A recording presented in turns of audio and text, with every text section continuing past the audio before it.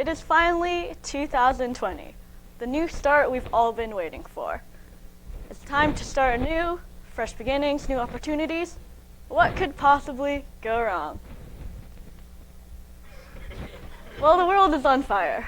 In the last few years, you've probably heard some type of news about a disastrous fire, whether that be the fires in California, where the land is dry and they have long, intense fire seasons, or places like the Amazon forest, where we've lost millions of acres of this valuable forest to flames. Even here in Oregon, we've had our fair share of bad fire seasons. I remember a few summers ago, it got to the point where kids were advised not to play outside due to the decrease in air quality. As bad as these fires are, none of them are even comparable to the current bushfires burning in Australia. Although news outlets recently started reporting on it, these fires actually have been burning since early September. Over the few months that they've been burning, they've destroyed over 26 million acres of land.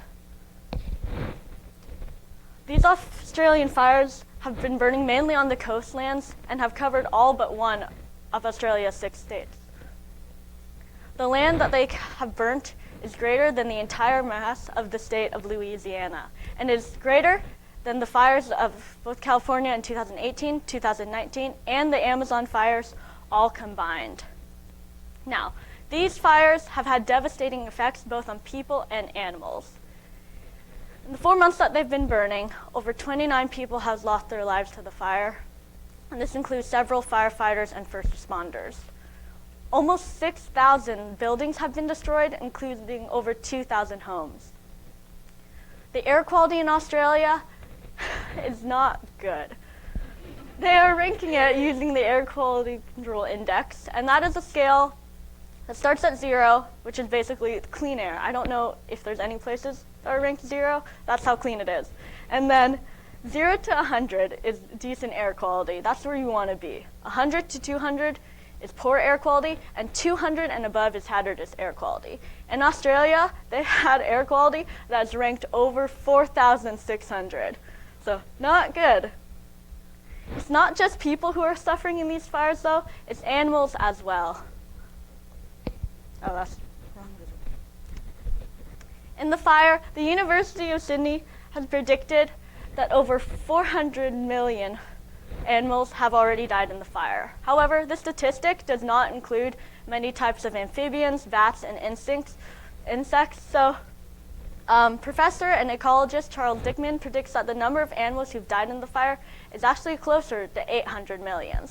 Globally, he predicts that over 1 billion animals have been affected by the fire, whether that be animals in nearing islands such as New Zealand that has been affected by fires that spread or bad air quality, or even animals who are living in South America who have experienced many types of different smoke storms blowing overseas. In addition to these wildlife animals being affected, many types of animals who are in the captivities of humans have also been affected.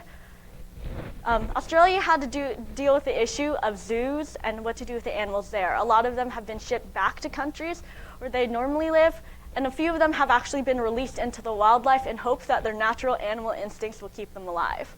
The same issue is with livestock. What should the farmers do with all these animals? While most of them have been released or transported, a few farmers had to face the dilemma of putting animals down if they got burnt by the fire. And unfortunately, this mercy killing is only growing more and more common. Over 10,000 livestock animals have died in the fire, and it's predicted that over 100,000 will ultimately die. One animal that has faced extreme difficulties in this time is the koala. The koala is an already threatened endangered species, and the fires did not help. Before the fires, it was estimated anywhere between 43,000 and 100,000 koalas remained on Earth. Since the fires have been burning, over 8,000 koalas have died, and it's predicted that over the course of the fire, over 30% of all koalas will die. Now, here's the question. How do these fires start?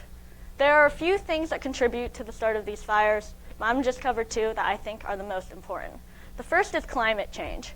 As the world is getting warmer, Australia is facing even more drier, intense summers and more longer fire seasons. In fact, just this last summer, Australia faced both record-breaking heat and droughts. Combine those two things with natural occurrences like lightning storms and monsoons, and you have the perfect recipe for large, disastrous fires.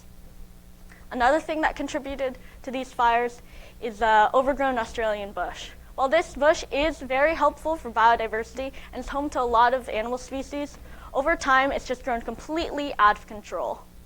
Hundreds of years ago, the indigenous people of Australia used to control these bush by lighting their own small controlled fires. They'd let these fires burn through the bush, mainly getting rid of other types of like weeds, tall grasses, small shrubs, but then put them out so they wouldn't spread to like the trees or rapidly spread. This was done so that they'd have more area available for animals to graze or to plant areas, but mainly to prevent the spread of these fires once fire season started, as if the fire started burning but then had no fuel on the ground to burn, they'd either burn out or could be easily put out. However, as the Europeans came and took over Australia, these native practices quickly fell out of favor. And so it was very easy for Australia to be overrun by this bush again. And because of that, once fires start, they have an endless amount of fuel to keep on going. So what can we do about these fires? How can we help? One way we can help is just spreading the word. I'm sure almost all of you had heard of these fires before they started burning, but how many of you knew just truly how large they were? How many of you knew how many animals have died or how many animals are facing extinction? I'm guessing only a handful of people. In addition, we all need to check our facts before spreading information. As this is a very current event, many news outlets are quick to either spread misinformation or falsely report things to help their own political agenda.